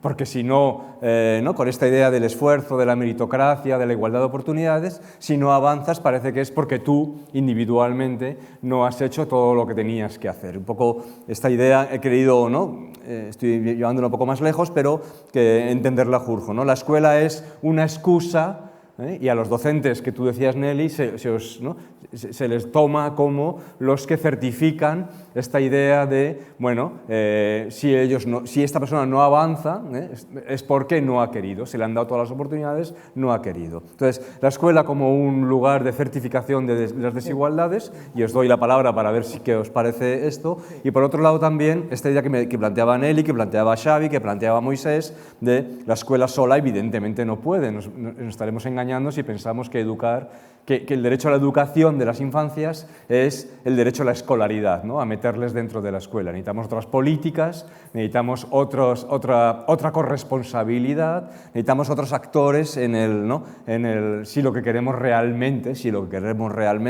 Jorge creo que incluso lo duda, una sociedad más justa y equitativa para todos. Bueno, os planteo esto a las palabras de Jorge. Javier me levantaba la mano. Bueno, yo creo que las palabras de Jorge han sido provocativas, porque nos ha puesto el dilema: hay más educación de nunca y más injusticias. Y uno parece que automáticamente en esta relación espuria lo dices que parece que la educación nos lleva a una mayor injusticia. Y eso, como Jorge sabe, es una falacia. Es decir, es verdad que hacemos educación, pero no estamos en duda de que la educación no sea esencial. De hecho, el cruel experimento natural que hemos vivido con la pandemia, nos hemos dado cuenta que necesitamos la escuela, que necesitamos la educación, que necesitamos los abrazos, que los países que ahora todavía recientemente están incorporando han sufrido una ruptura y va a ser una generación perdida. Por lo tanto, no está en duda el derecho a la educación, y las palabras provocadoras de Jorge no van en ese sentido. Lo que pasa es que no podemos entender que la educación, que la escuela es una única, igual para todos. El propio Jorge nos escribió hace ya muchos años del currículum oculto, es decir, de la diferencia de enseñanza que reciben los diferentes niños y niñas según sus características. Y no hay que olvidar también que sigue estando visible que la educación es el principal medio de reproducción social. Es más, es el medio que tiene la sociedad, los poderosos de la sociedad, para legitimar las diferencias. Si no existiera escuela, si no existiera una institución que clasificara a los niños en tú puedes, título, tendrás dinero, tú no puedes, no tendrás título, serás pobre, la sociedad o los poderosos se volverían locos porque no sabrían a quién otorgar ese poder, ese dinero. Por lo tanto, primero, el derecho a la educación es esencial y no podemos ponerlo en duda por más que las injusticias sigan estando ahí. Segundo, tenemos que hacer una escuela diferente. Una escuela, para empezar, que sea más equitativa, porque las escuelas son muy diferentes entre sí. Porque el currículum, a partir del currículum oculto, es completamente distinto entre sí. Lo que tenemos que replantear un poco cómo son las escuelas, empezando por el planteamiento más puro de redistribución, es decir, dar a las escuelas en función de sus necesidades. Las escuelas que tienen más necesidades, con una población, con unas características que necesitan más atención, pues darle más recursos, bajar las ratios, más especialistas, más apoyo. Yo creo que la idea no es mayor educación, mayor desigualdad. La idea es que estamos construyendo un sistema educativo profundamente injusto. España está bien o está mal en PISA, como un indicador, bueno, ¿no? España es muy desigual y España dentro de sí tiene unas diferencias tan brutales que es mucho más importante para conseguir una competencia, no lo que sabes, sino tu nivel socioeconómico. Por lo tanto, lo que tenemos que hacer es hacer una escuela mejor, pero en ningún caso, y creo que Jurjo no lo plantea por ahí, es poner en duda el derecho a la educación. Y Jurjo decía que cada vez hay más gente escolarizada. Yo también puedo decir que también cada vez hay docentes mejor formados, en mejores facultades, con mejores materiales, con mejores libros de texto, con mejor discusión, pero con excesivas diferencias que lo único que están haciendo es, pues ese tema de justicia. Están haciendo que una parte, los poderosos, aprovecharse de la escuela para utilizarla y convertirlo en un medio de exclusión, de segregación. Sí, todo tuyo. Pero eso que es verdad. El tema está que si somos lo suficientemente críticos, y ahora en serio, como para darnos cuenta que no hacer es una manera de hacer, que si no realmente no nos planteamos la transformación social y la justicia social como una meta de la escuela, estamos reproduciendo el sistema tranquilamente. O sea, no hacerlo, cuando decimos, no, yo no hago nada, es que ya estás haciendo. O haces por aquí o haces de la otra manera. Y a mí me enseñaron de pequeña que el peor de los pecados es el de omisión. Mirar para otro lado. No entrar al fondo de verdad hasta qué punto somos reproductores de un sistema injusto, hasta qué punto los vulnerables siguen. Mirar, a mí me preocupa mucho cuando en las escuelas, y como inspectora lo he visto y lo sigo viendo, cuando ves una trayectoria de exclusión así, la escuela tendría que transformar. Pues muchas veces la trayectoria de exclusión no solamente no se reconduce, sino que se agudiza. Y eso ocurre dentro de la escuela. Mientras que hay gente que lleva un proyecto serio, que trabajan, que están... Hay otra gente que se acomoda muy bien, yo no me meto en grandes cosas, sigo el currículum que me mandan, pero yo siempre digo, cuidado, no hacer es una manera de hacer, y ser conscientes de que esto nos acaba aquí o acaba aquí, eso me parece que es un tema importantísimo. Eso desde dentro de la escuela. Entremos en la escuela un poquito. Ahí evidentemente estamos viendo, ¿no? Problemáticas que están fuera de la escuela, que superan a la escuela, incluso, ¿no? El propio derecho a la educación es más que la escolarización, pero efectivamente, como decía Javier, hemos visto en primera persona todos cómo de necesarios son las escuelas, y cuando no ha habido escuela todo era mucho peor. Luego, por tanto, derecho a la educación no es igual a escolarización, pero sin escolarización no hay ninguna posibilidad de derecho a la educación, pero entremos un poquito en la escuela. Y Nuria, a mí me gustaría, entrando en la escuela, y Nuria y también Xavi, a vosotros dos, y a Jurjo, Nuria, me gustaría un poquito que analizáramos qué pasa en la escuela, no individualmente. Yo creo que todos estamos de acuerdo aquí en la importancia que tiene la escuela como unidad de transformación y de cambio, la escuela como colectivo, y entonces me gustaría, Nuria, escucharte un poquito, desarrollar esta idea de qué pasa en la escuela, en prácticas, ¿no? ¿Cómo son esas prácticas democráticas que vosotros habéis estado estudiando en la escuela? Me gustaría también escuchar a Xavi, ¿no? ¿Qué pasa dentro de las aulas y en las escuelas con ciertas prácticas que sistemáticamente están reproduciendo desigualdades, están acrecentando esas diferencias con las que llegamos, ¿no? Con esas mochilas con las que llegan los niños, las niñas a la escuela? Bueno, me gustaría escucharte, Nuria, un poco qué pasa en esas escuelas desde el punto de vista, vosotros lo habéis analizado desde el punto de vista de escuelas democráticas, pero desde el punto de vista de la gobernanza, de la habitanza, como vosotros lo llamáis, de esas prácticas escolares que pueden revertir, ¿no? Estas condiciones injustas con las que entramos en la escuela. ¿Estás ahí, Nuria? Sí, estoy aquí yo. Hola, buenas tardes a todos. Bueno, sí, ahora cuando hablabais precisamente de este derecho a la escolarización, yo he conectado la escuela. Tenemos una escuela en la que la podemos hacer más, que intente trabajar de una manera un poco más justa, ¿no? ¿Y qué quiere decir con esto? Cuando estamos hablando de reflexionar sobre qué quiere decir una escuela democrática, nos está afectando a muchos elementos claves de condiciones de escolarización. Y en estas condiciones de escolarización, pues cuando nos planteamos esta toma de decisiones que le hemos llamado gobernanza en todos los niveles, esta habitanza, que quiere decir la posibilidad de que todo el mundo se sienta que está en un entorno que lo tiene en consideración y que es justo para él, ¿no? El tema de la alteridad vinculado a la diversidad y a la idea de que cómo combinamos esta dificultad de las minorías con los planteamientos comunitarios o compartidos, ¿no? Y finalmente cómo la escuela se cree esta manera de trabajar porque se impregna en esta cultura, ¿no? Claro, esto es muy bonito, bueno, es muy bonito. Aquí sí que hay una primera idea de no estamos hablando de participar más y de hacer más cosas, de participar más solo en espacios como el aula, ¿no? Estamos hablando de generar unas condiciones de posibilidad, ¿no? Y claro, en este entorno, si como no es que existan las posibilidades de que esto haya un decálogo que uno lo cumpla y ya está, sino que aquí estas 4 condiciones nos permiten reflexionar como equipos docentes, porque lo que está claro es que el equipo docente, con todos los otros agentes, pero que el equipo docente tiene una responsabilidad en esto, ¿no? ¿Y qué quiere decir esta responsabilidad? Que en la que nos ponemos a pensar en qué movemos para que estas voces de los estudiantes que habéis hablado, ¿no? También de los niños y niñas, ¿no? De los chicos y chicas, estén más presentes, es que primero de todo tenemos que compartir, tenemos que distribuir este poder en estas relaciones educativas, ¿no? Y esto es muy difícil porque quiere decir que el equipo docente considera en igualdad de condiciones a estas voces de los estudiantes y de las estudiantes que están con nosotras y nosotros, ¿no?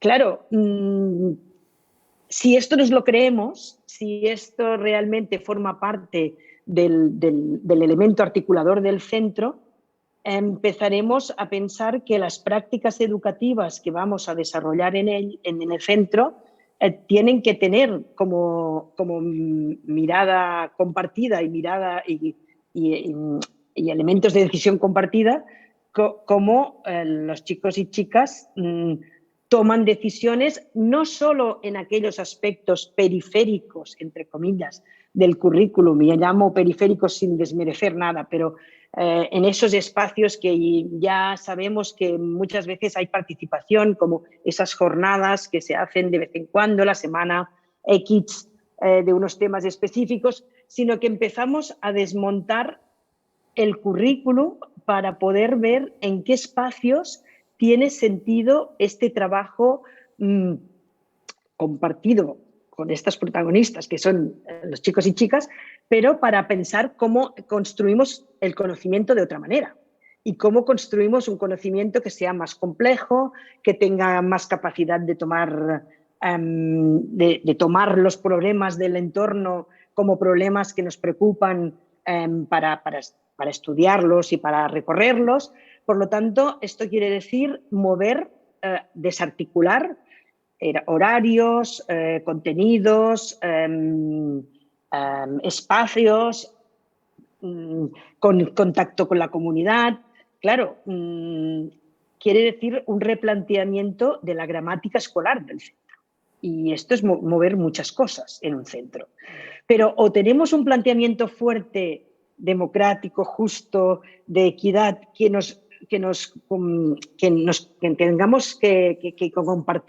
compartamos como equipo, o no nos vamos a mover en los centros, creo yo.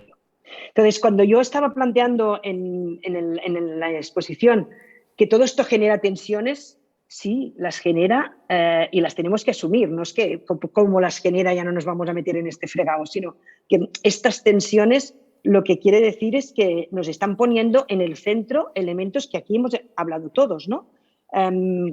Currículum disciplinar, currículum globalizado.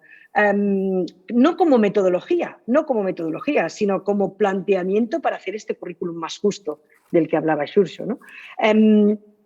un respeto al individuo, a cada una de las individualidades y un trabajo compartido en la comunidad. Una de las cosas típicas que hemos encontrado en los centros, no todos los centros participan, la participación está en el mismo grado, porque muchas veces cuando entendemos que hay centros participativos, democráticos y que comparten una manera de trabajar, algunas veces nos encontramos con centros en los que no tenemos una población heterogénea. Tenemos una población con unas clases sociales a veces determinadas, medias, que entienden la participación todos de la misma manera. Por lo tanto, nosotros cuando hablábamos de escuelas democráticas, le poníamos la coletilla de escuelas democráticas inclusivas, porque por eso hablábamos de esta idea de alteridad y de cómo recorremos esta tensión entre lo individual y lo comunitario, con esta idea de respeto a todo lo individual, no todo lo individual, a las diferencias de las minorías, más que lo individual. También es muy importante que en una escuela democrática se luche por lo que podemos compartir. Esto es una cosa que hemos perdido, yo creo, en las sociedades, ¿no? Esa idea que decíais antes, ¿no? El individuo, si tiene unas condiciones mínimas de escolaridad, el individuo ya sale adelante y ya consigue su recorrido, ¿no? Ya consigue sus éxitos. Esta idea ha calado tan profundamente que quizá tenemos que volver a resituar qué es lo que estamos dispuestos y dispuestas a compartir, ¿no? en educación, para que podamos pensar que vale la pena luchar por esta colectividad, ¿no? Entonces, claro, cuando hablamos de escuelas democráticas que viven la educación democrática desde todos sus agentes, estamos hablando de escuelas que reorganizan y que reestructuran y que replantean muchos elementos que tocan con todos estos elementos de derecho a la educación que estamos hablando desde las distintas miradas, ¿no? Que salen de la escuela, que se replantean el currículum, que tienen un papel distinto cada uno de los agentes de la comunidad, ¿no? Y si ya es difícil el papel participativo y democrático y compartido con el alumnado, con las familias ya es otro reto, ¿no? Porque aquí ya es otro elemento mucho más complejo todavía, ¿no? Pero sí que es importante, yo creo que los centros o las escuelas como espacio que yo creo que que vale la pena promover y conservar como espacio educativo, es necesario que se vea como una necesidad imperante del trabajo democrático, la transformación democrática de estos centros para que este recorrido se pueda llevar a cabo. Porque nosotros empezamos a estudiar este tema de la participación democrática en el 2013 con un proyecto I+D, cuando el mundo nos decía que de la democracia no valía la pena hablar, porque nos decían que la democracia ya se sabe, la tenemos representada en unos órganos y esto ya tiene su funcionamiento. Ya era una palabra vacía de contenido, pero es que en la medida que vamos perdiendo este significado, yo creo que vamos perdiendo también posibilidades de hacer una escuela más comprometida con la infancia y con la adolescencia, ¿no? Y con la posibilidad de crear estos espacios más justos para todos, ¿no? No sé, me habéis dejado hablar y he hablado. Son las 8 casi, como el otro día se nos ha pasado la hora y media muy rápido. No sé si aquí alguna de vosotras queréis hacer algún comentario, alguna pregunta. Había unos cuantos aquí en el chat, pero le he dado con el dedito tonto y lo he perdido, pero llevo toda la tarde viéndolo bien, pero justo en el momento oportuno ya no soy capaz de recogerlo. Pero bueno, os dejo, por ejemplo, una que sí que tengo en la cabeza, que tiene que ver con volvernos a salir de nuevo de la escuela. no hemos entrado mucho en la escuela a propósito. Podríamos habernos tirado toda la tarde hablando de prácticas, hablando de cosas como que tienen que ver con las metodologías, con la evaluación, con la cultura escolar. Nos daría para, ¿no? Bueno, yo qué sé, ¿para qué? ¿No? ¿Para qué formato extensísimo? Y hemos querido a propósito jugar este juego entre entrar y salir, viendo responsabilidades compartidas, ¿no? Y aquí había una persona, Antonio, que nos decía algo que decía Moisés, algo que decía Nelly, algo que decía Xavi, pero que él también quería un poco reforzar. El papel que pueden jugar, por ejemplo, los ayuntamientos cuando hablamos de derecho a la educación. Es un poco la idea de Moisés de qué pasa fuera, ¿no? El derecho a la educación fuera de la escuela, cuando tú decías, oye, es que no educamos solos, o es que cuando Xavi, que no sé si andas todavía por ahí, también nos estaba señalando esta idea de necesitamos otro tipo de políticas, políticas sociales, políticas de infancias, políticas migratorias, políticas municipales, políticas regionales, otras escalas, ¿no? Entonces, bueno, también nos planteó la pregunta de, volviéndonos a salir, el papel, ¿no? que había un par de preguntas que iban en esa línea, ¿no? El papel, por ejemplo, de los ayuntamientos, o de los municipios, o de los distritos, o de otras unidades en este entrar y salir para garantizar el derecho a una educación inclusiva y equitativa para todos. No sé si tenéis alguna más que reafirmarlo, entiendo. No, cuando trabajas con ayuntamientos siempre te dicen lo mismo, no, es que nosotros no tenemos competencias educativas y tienes que volver y decirle no, las competencias del ayuntamiento son muchas, no solamente para actividades complementarias o extracurriculares,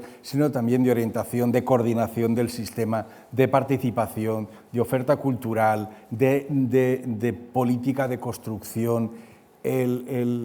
Sin el término local, donde está la comunidad, es esencial para la educación. Y el ayuntamiento juega un papel fundamental de apoyo, de refuerzo, de coordinación, de liderazgo. Si los ayuntamientos no empiezan a asumir ese papel que es suyo, que es mucho más importante de lo que ellos se creen, difícilmente se pueden hacer cosas. Yo creo que todos los niveles educativos, el aula, la escuela en su conjunto, la administración local, la administración regional, la administración estatal, el conjunto del sistema educativo tienen su papel. Y desde luego, cuanto más cercano al ciudadano, al niño, a la niña, yo creo que su responsabilidad, no sé si su responsabilidad es mayor o por lo menos su incidencia directa es mucho mayor.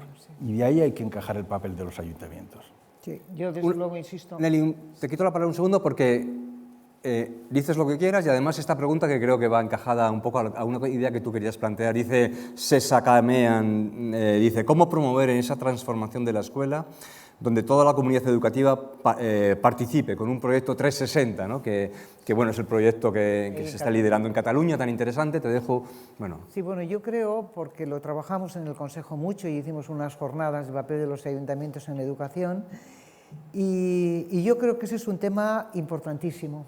Lo que hagan los ayuntamientos en la educación tiene un poder increíble. Es verdad, como tú bien dices, que la ley esa del 2013 de no sé qué, bueno, pues que les tiene unas competencias determinadas, pero lo cierto es que cuando la gente quiere las estira, depende mucho del equipo municipal, cómo lo planteen, y además hay gente que plantea lo de la ciudad como educadora, todo lo que eso implica, pero qué valores promueve, qué actividades hace. Es increíble las cosas que se pueden hacer desde los ayuntamientos. ¿Qué problemas tienen? El tema de la inclusión, de distribuir el alumnado, todo eso, por ejemplo, podría ser interesantísimo si se hiciera desde los ayuntamientos. Y luego el potenciar que realmente se dé cohesión social y sentido de pertenencia desde los ayuntamientos. Cuando montaban en uno de los pueblos que yo trabajé, montaban las actividades extraescolares diferentes en cada centro. De tal manera que si tú querías hacer una actividad tenías que ir a otro centro, pero aquella gente tenía que venir a esto, con lo cual el alumnado se conocía, se iba generando un tema de inclusión y de generar tejido entre el pueblo. Hay cosas bonitísimas que se pueden hacer cuando hay un liderazgo fuerte de los políticos, que eso es importante, quien esté en la corporación municipal, que esté dispuesto a ir un poco más y estirar un poco más las competencias, y desde luego se pueden hacer. Y luego también en esto hay gente con mucho maquillaje, hay que decirlo. ¿Y sabéis cómo se descubre el maquillaje? Viendo los presupuestos municipales. Bueno, viendo los presupuestos descubrimos demasiadas cosas, ¿no? Incluso algunas, ¿no? Preguntan también por la etapa posobligatoria, yo diría también la preobligatoria, que si la estamos olvidando. Evidentemente tú lo decías al principio, ¿no? La etapa 0-3 es fundamental. Entonces, aquí, en esta idea, ¿no? Claro que se producen vulnerabilidades en la posobligatoria, pero importantísimas en las etapas de 0 a 3, de 3 a 6. Xavi y Javier, me gustaría si tenéis alguna palabra en esta idea, que sé que los dos os preocupa el tema de la educación en las primeras infancias, ¿no? En ese 0-3, 3-6. No sé, Xavi, ¿estás por ahí? Sí, estoy por aquí, pero si me dejas, Carlos, quería tomar un poco el testigo de la reflexión que estaba haciendo Nuria antes y nos preguntabas por el dentro de la escuela. Y dejo a Javier que hable de 0-3, que somos intercambiables casi. O sea, hay una cuestión donde quiero poner especial énfasis, ¿no? Que tú mencionabas, Carlos, a Freire al principio. Me parece que es bueno traerlo. Porque, y Javier decía antes, tenemos y Xurxo también se refería a ello, ¿no? Los niveles educativos como nunca hemos tenido antes, probablemente la mejor formación de profesorado que hubiéramos podido pensar, en otros momentos también lo hemos conseguido, pero eso no quiere decir que no tengamos todavía lo que Freire llamaba educación bancaria, ¿no? Y yo creo que la superación de la educación bancaria que decía el propio Freire pasa por un cierto nivel de politización del profesorado en el mejor sentido de la palabra. ¿Qué quiero decir con ello? Retomar la idea de la naturaleza política de educación. Y si hablamos de derecho a la educación y derecho de la infancia a la educación, este es un debate que tiene que tener lugar en cada uno de los claustros de las escuelas. El debate político sobre qué es una educación justa y qué hacemos nosotros como claustro y cómo utilizamos nuestra autonomía escolar para llevar a cabo esa educación justa, me parece que es algo imprescindible, ¿no? A menudo el profesorado se ve absolutamente desbocado por cuestiones de gestión, por cuestiones burocráticas, por su día a día, por tener que llegar al final del currículum, etcétera, y por el camino nos estamos olvidando de estas cuestiones, ¿no? Y ahí creo que hay un ejercicio inevitable también de una cierta autorreflexividad, ¿no? Es partir del punto de la premisa de que por defecto lo que hacemos es discriminar. Por defecto no somos igualitarios cuando damos clase. Por defecto no tenemos sistemas suficientes de autocontrol de nuestra capacidad de generar desigualdad y discriminación. Con lo cual, lo que tengo que hacer es autovigilarme a mí mismo y a vigilar a mis compañeros y compañeras. ¿Por qué? Porque por defecto existe reproducción y no emancipación. Y para que exista emancipación, lo que hay que construir es proyecto político. Y ahí me parece una tarea absolutamente clave desde el punto de vista de la propia micropolítica educativa de los centros escolares. O sea, que todo este talento que lo tenemos, que toda esta capacidad, que toda esta voluntad política que también está en la mayoría de las escuelas y del profesorado, sea capaz de traducirse en este proceso de politización que no solamente pasa por trabajar la participación del alumnado, que por supuesto lo es, que es parte del ethos de una escuela democrática, pero también por autoexigirse y autorreflexionar sobre las prácticas educativas discriminadoras de todo tipo que, sin duda, sin darnos cuenta, reproducimos de forma inconsciente. Muchas gracias, Xavi. Javier. Bien, sobre el tema de la pre y la post obligatoria, yo creo que la existencia de una etapa que llamamos básica, yo creo que ya es una gran conquista para el mundo. Una etapa básica que es primaria y educación secundaria inferior, educación secundaria obligatoria en nuestro país. Estos límites que ya hemos establecido, que es obligatorio y que es gratuito, que cada país empieza un año una fecha distinta, pero eso es un avance. Y es un avance cuando miramos además la declaración del año 89, porque habla de primaria gratuita, no habla de secundaria, dice, y se intentará que la secundaria dé respuesta, pero ya hemos avanzado en este concepto de educación básica, pero se nos hace pequeño. Hay que mirar hacia atrás y hay que mirar hacia adelante. Hay que mirar la infancia desde 0 años, como he dicho antes, garantizar una atención educativa desde los 0 años. Y garantizar significa que todas las personas, especialmente aquellas que más lo necesitan, tengan una atención educativa gratuita. Como sabemos, la segregación empieza en educación infantil. Muchas comunidades dan más puntos a aquellas familias que tiene más dinero porque los dos padres trabajan, con lo cual esa etapa que es básica para el desarrollo posterior, como es la educación, la 0-3, pues está significando el primer corte. Pero también hay que pensar en la educación posobligatoria. Ya no nos vale, lo dijo Xavi también, ya no nos vale estar escolarizados todos los 16 años. No es suficiente lo que se adquiere para tener una ciudadanía libre, crítica. Hay que tender a una mayor, con unos sistemas de formación profesional realmente adecuados, potentes, críticos, y con un acceso a la universidad para todos, donde todos puedan acceder en función de sus intereses, de sus competencias. Me parece que ya tenemos que superar ese límite de educación básica, obligatoria, gratuita, y tenemos que ir a los 0 años y seguir avanzando para tener una ciudadanía, insisto, una formación de la ciudadanía libre, crítica, que trabajemos por esa justicia social que estamos hablando. Cuando hablamos de derecho de educación hay que empezar a dar codazos y empezar a hablar de derecho de educación es la educación de toda la vida de la persona. Y si estamos estableciendo estos límites vamos a dar codazos y vamos a ir por aquí, vamos a ir por aquí, hasta de verdad conseguir ese derecho a la educación para toda la vida, que es como debe ser. Gracias, Javier. Sí, yo complementaría 2 cosas, totalmente de acuerdo. Mira, en el tema del 0-3, realmente el alumnado que más necesitaría estar en la escuela son los que no vienen. Claro. Y nosotros hemos vivido eso en Rioja Alavesa y entonces lo que sea es ir a buscarlos, o sea, hay que conseguir que ese alumnado, que justo es el que más necesita, venga, que sea gratuito, y es gratuita la Haurreskolak con menos de 18.000 euros, o no sé cómo hay una cosa que se decidió en el Consejo y luego en el Parlamento. Entonces, pero que la gente tiene que venir, hay que ir a buscarles, no es dejarles entrar. La inclusión es ir a buscarles, tenemos que conseguir que entren. Eso por una parte. Respecto a la POS, yo hay un tema que me parece que es importantísimo y es qué pasa con la FP básica. Hemos puesto a andar una FP básica donde nos llega el alumnado que está sin graduado, muchos como aprobado, con ese aprobado, y ahí habría que hablar mucho de qué es un aprobado, qué es la justicia social, qué es el currículum justo, cómo han llegado, todo lo que queráis, pero con un sistema que llegan como mucho con el segundo de la ESO aprobada, como mucho. Y llegan, y entonces ahora los juntamos a todos los que están por ahí sueltos se los juntan en la FP básica y con problemas de salud mental, con problemas de, muchos problemas.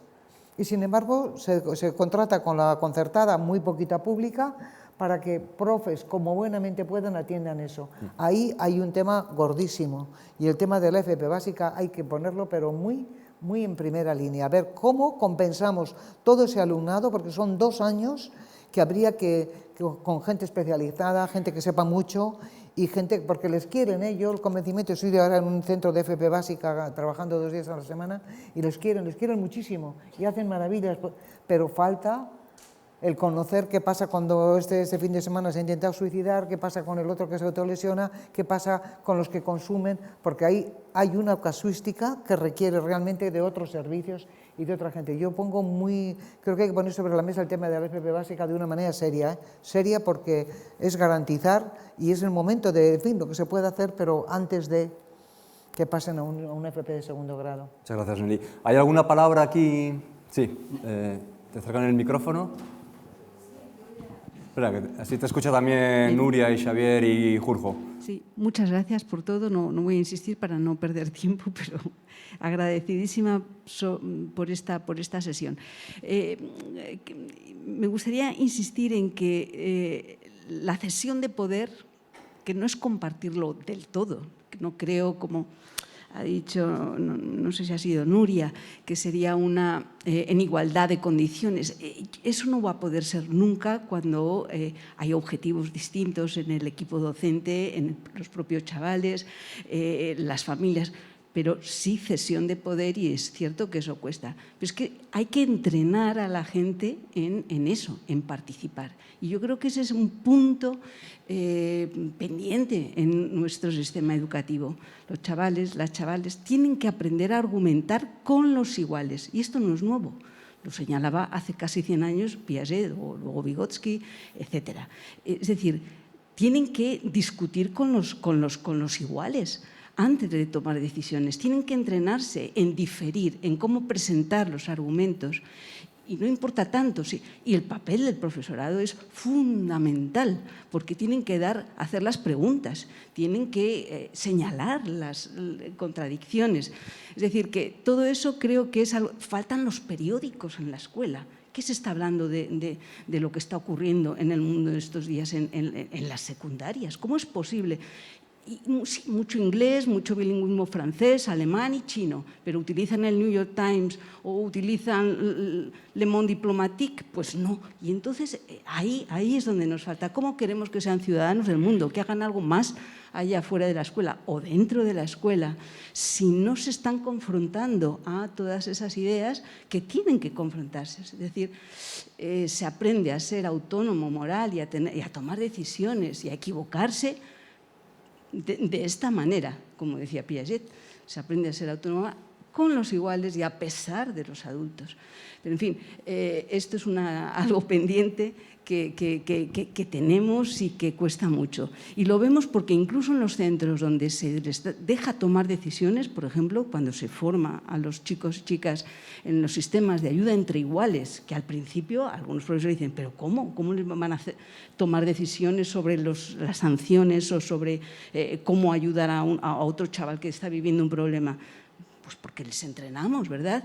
Pero incluso así, continuamente hay las tentaciones del profesorado de decidir sobre esos procesos que ellos están protagonizando y para los que se han formado, y una y otra vez nos encontramos con los obstáculos del profesorado que toma decisiones sobre cómo va a ser el nombre que se den, si van a tener camiseta. Pero, por favor, ellos tienen que hablar.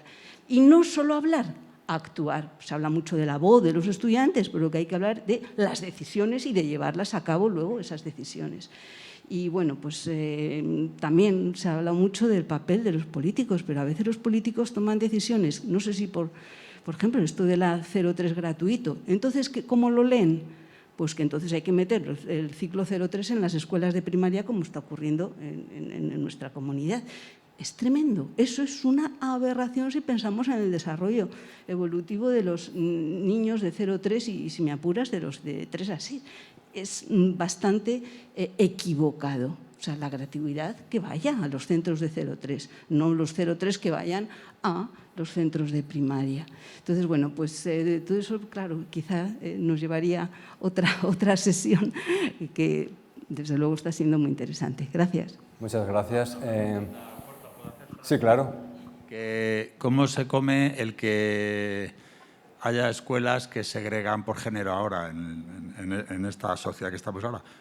Supongo que es por la libertad de los padres, pero ¿dónde está la libertad de los niños? Entonces es muy complejo este tema, está claro. Ya lo vimos hace 100 años cuando tuvimos ese atisbo de edad de plata de la educación en España, como eso duró poco y la represión que subieron. O sea, que el plano político que habéis insinuado antes es tremendo, claro.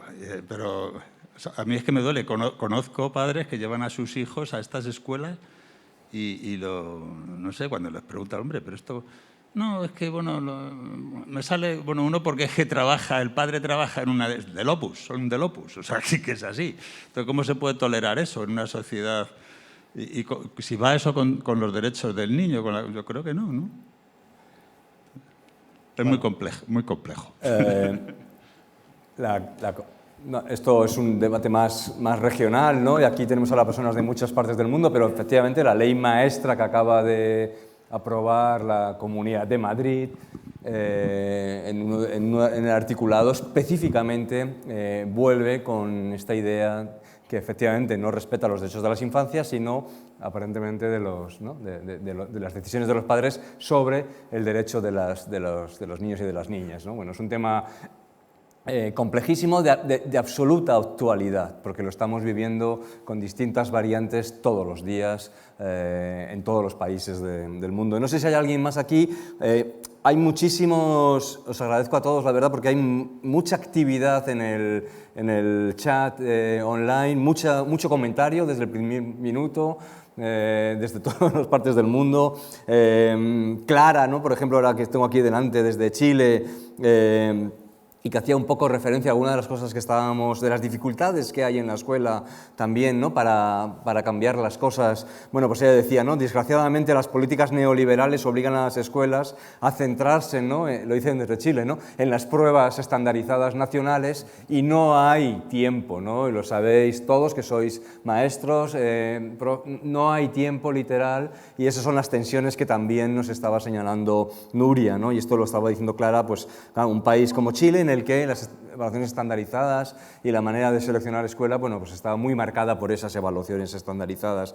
Hay muchísimas preguntas que tienen que ver con cómo podemos cuidar a los niños, ¿no? Un poco en la línea de lo que tú estabas diciendo.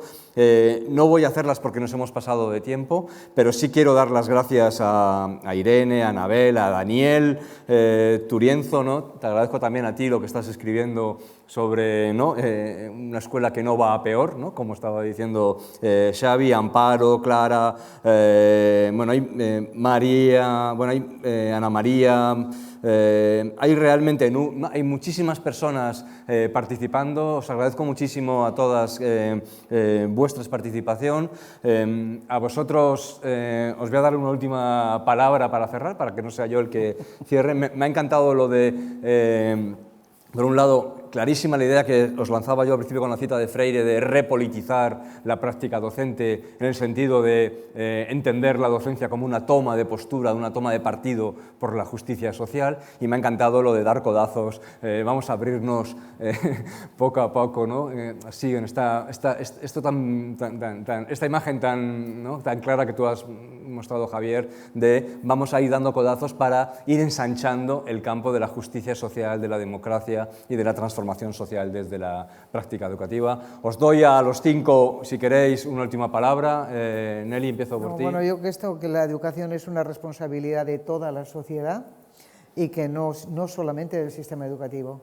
Y que de verdad, cuando Suso decía cómo hemos llegado aquí, pues tengo que decir, pienso yo, mira qué modelos sociales tenemos y eso es lo que nuestro alumnado está aprendiendo. O sea, que por más que la escuela reme en una dirección, si desde fuera eso no se va en la misma y no se apoya, y la escuela tiene que hacer un elemento, o sea, una fuerza de transformación interna muy grande, también se ha dicho, muy grande, de repensarse, del sentido de lo que hace, para qué lo hace.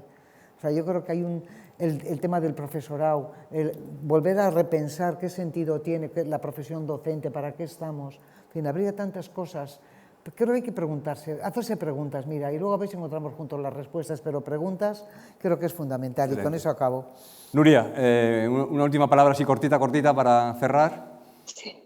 Sí, bueno, simplemente esta idea de que la escuela se lo crea que tiene un papel muy importante, yo creo que lo tiene, y que lo defienda, ¿no? Porque al final, si la educación, si la escuela no se apropia de su propia, bueno, de sus maneras de luchar contra estas desigualdades, lo harán los otros por ella. Y entonces aquí yo creo que sí que es importante que nos concienciemos de esto. Muy bien. Xavi, una última palabra para despedir y te agradezco tu tiempo. Xavi nos ha dejado ya. Xavi nos ha dejado, pues nada, gracias, sí, Xavi. Porque tenía que irse, pobre. No lo he visto en el... ¿Y Jurjo, ¿estás por ahí? Sí, Xurxo, sí. Sí. No, yo creo que esto está demostrando una cuestión, y es que necesitamos más debate sobre educación, pero no entre profesionales de la educación, profesoras, profesores y otros que trabajan en y para educación, sino con la sociedad. Es decir, hablamos de las familias, y del resto de personas que no tienen hijos e hijas, pero que les debe preocupar la educación porque son los ciudadanos y ciudadanas con los que le toca vivir, ¿no? Y yo creo que faltan debates de ese tipo, más donde participen una sociedad a un nivel mucho más amplio y que no se abran solo debate pues, cuando surge pues, un problema sobre el maltrato, sobre el suicidio, etc. Yo creo que la gente no sabe lo que es educar, o por lo menos sí sabe, todos tenemos una concepción de lo que es educar, pero no estamos acostumbrados y acostumbradas a contrastarlos, ¿no? Y a debatir sobre qué sentido tiene, cuáles deben ser las prioridades de la educación, etcétera, etcétera. pero sacándolo de nuestro ámbito más profesional, por así decir. Y yo creo que eso es urgente. La educación tiene que ser un debate continuo de toda la sociedad, no de los profesionales, porque eso es hasta caer una especie de... No, una especie no, en un claro tecnocratismo, ¿no? Muchas gracias, Xurxo. Javier. Bueno, pues yo voy a cambiar de idea. Yo quiero cerrar las palabras agradeciendo de corazón a la Institución de Libre Enseñanza, no por esta jornada, sino por la labor que están haciendo durante estos meses de debate dentro del mundo educativo, dentro del mundo cultural, que me parece que está siendo clave en estos momentos en la educación, y creo que hablar del derecho a la educación me parece fundamental. O sea, mis últimas palabras son de agradecimiento por la tarea tan fantástica que estáis haciendo. Pues gracias a vosotros también y un aplauso, gracias a todas por estar aquí hoy.